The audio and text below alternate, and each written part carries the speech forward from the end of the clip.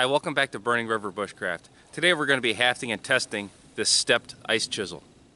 So with the severe winter that we've had this year, I decided to make an ice chisel. I've never had one before, never had the need for one before. This is made out of 1/2-inch armor plate.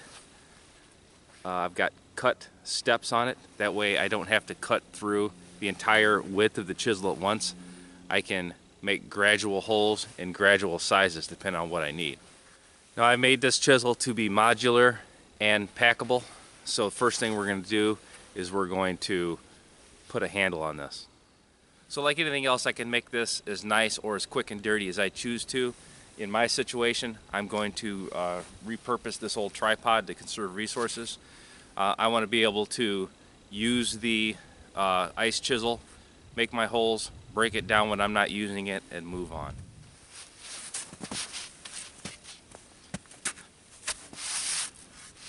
So I'm going to use the larger pole for this. I've got a chisel cut where I just cut it with my axe real quick.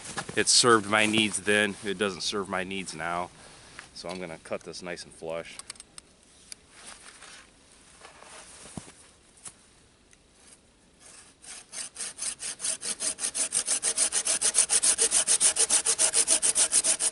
Alright, so now that I have a flush end to work with on this pole, I'm going to have to drill a pilot hole to get the shank of the chisel in itself.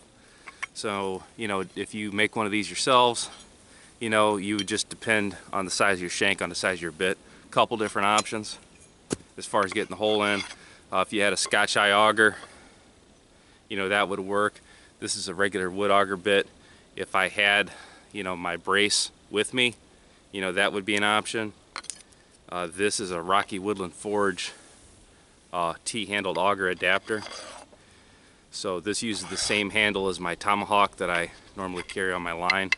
That's part of the woodsman trail kit, I believe he calls it. But I've got a whole bunch of attachments that all work off a common tomahawk handle.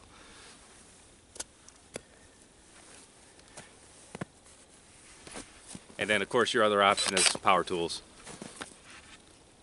This is something dependent on how permanent you're going to make your pull and when you're going to do it. You've got the option of using power tools, epoxying this in. You've got the option of crafting a pole when you need it in the field.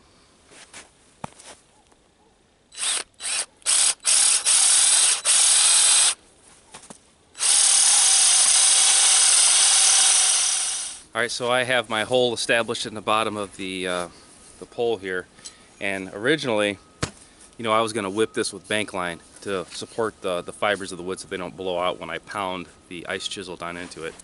And I've got a little bit of, a thin gauge trapping wire with me. And this is going to be about 100 times better. Way more support. It's going to be stronger. It's going to be something that's reusable. So I've got kind of an L bent here.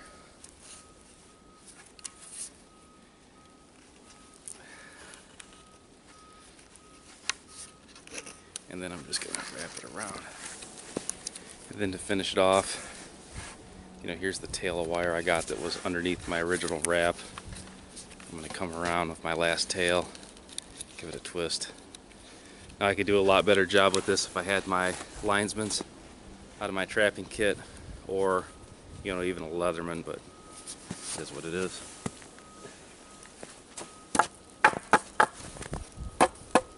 Okay.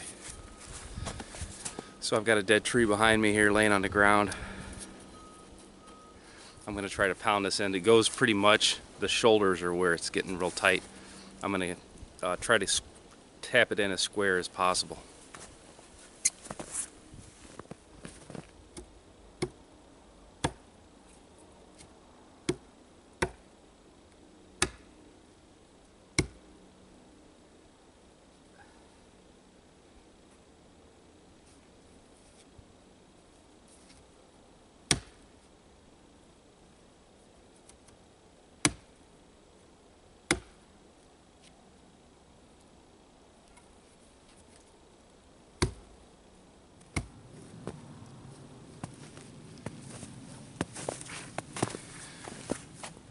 So that didn't go in too bad.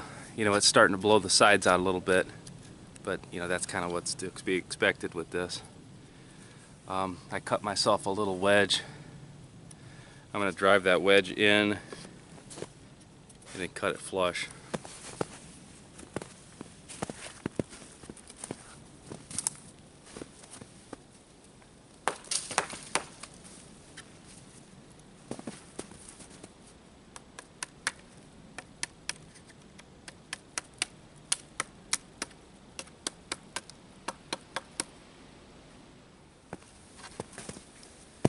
Okay.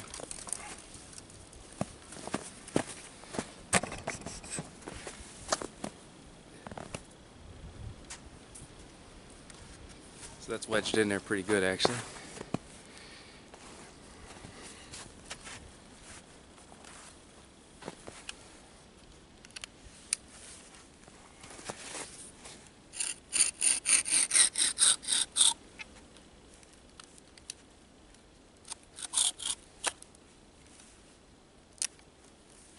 Okay, nice and flush.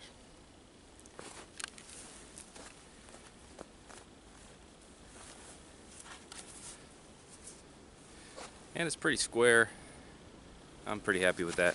Now the most important part of this whole process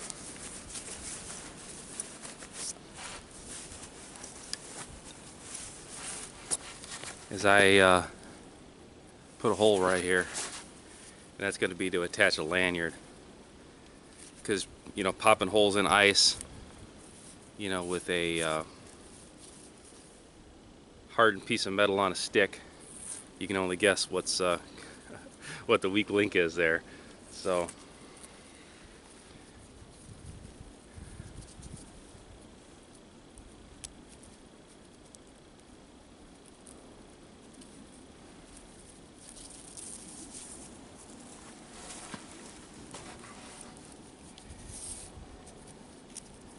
I passed the line through, and I'm going to tie a bowline in here.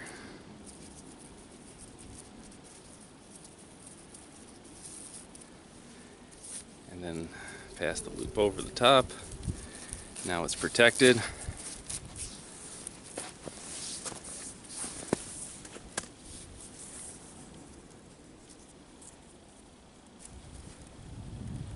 And I will just tie it off up here for now.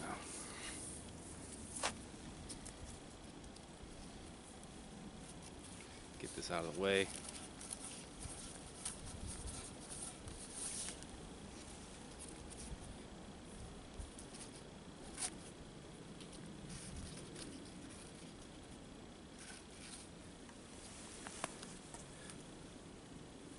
So now when I'm walking, you know, there's no chance of losing this off the pole itself.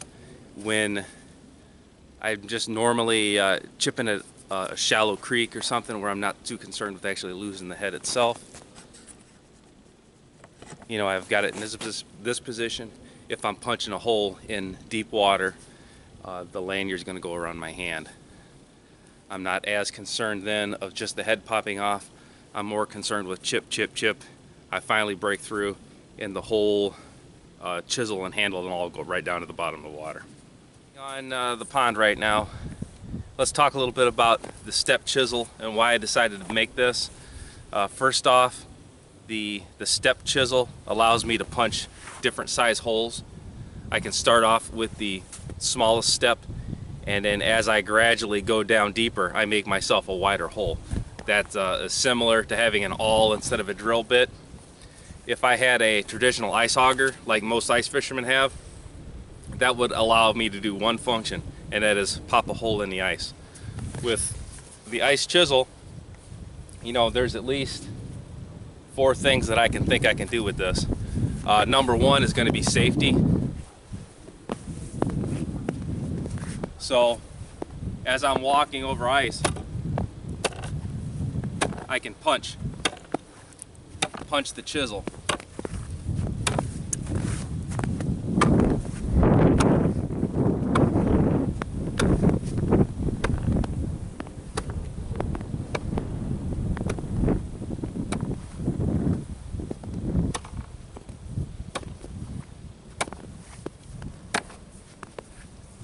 So by doing this, That lets me feel for soft ice, so I'm listening to the sound the chisel makes, as well as feeling it, as well as watching how the ice reacts. If you're on established ice, it's not that big a deal.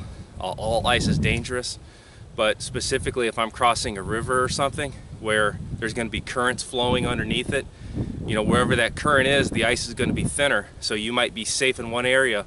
4 feet over, you're not safe anymore. So that's one thing the chisel lets me do, is, you know, probe the ice before I walk on there. Especially important, you know, the more snow you get on top of the ice.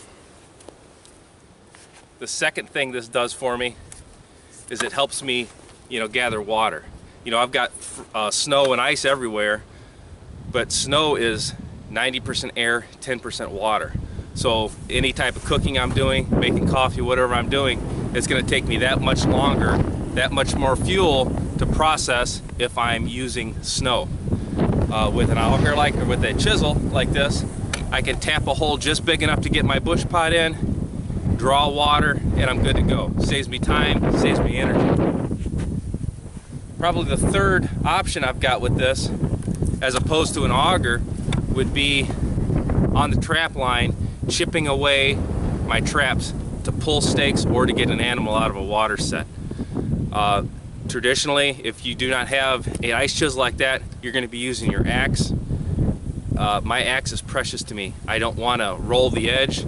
I don't want to possibly damage the handle when I break through the ice, and I sure as hell don't want to lose it in the water. So that lets me save a precious tool to me like an axe and use a chisel in its place, which is actually much more efficient. Now, the fourth thing that I use this for would be to ice fish. Now, as far as the sport of ice fishing, it's not really my thing, but in a situation like this, there's not a lot of resources that's available. You know, my trap line's pretty much dried up. Most of the small fur-bearing trappable animals are denned up for the season. You know, I've got some of the big predators are still rolling around, but those are the harder animals to catch. Squirrels have denned up. I do see rabbits occasionally, but not like I do any other season. So there's not a lot of options. With a chisel like this, in minimal gear, I can at least go to a known fishing spot, crack the ice, get myself a hole, and hopefully catch some fish that way.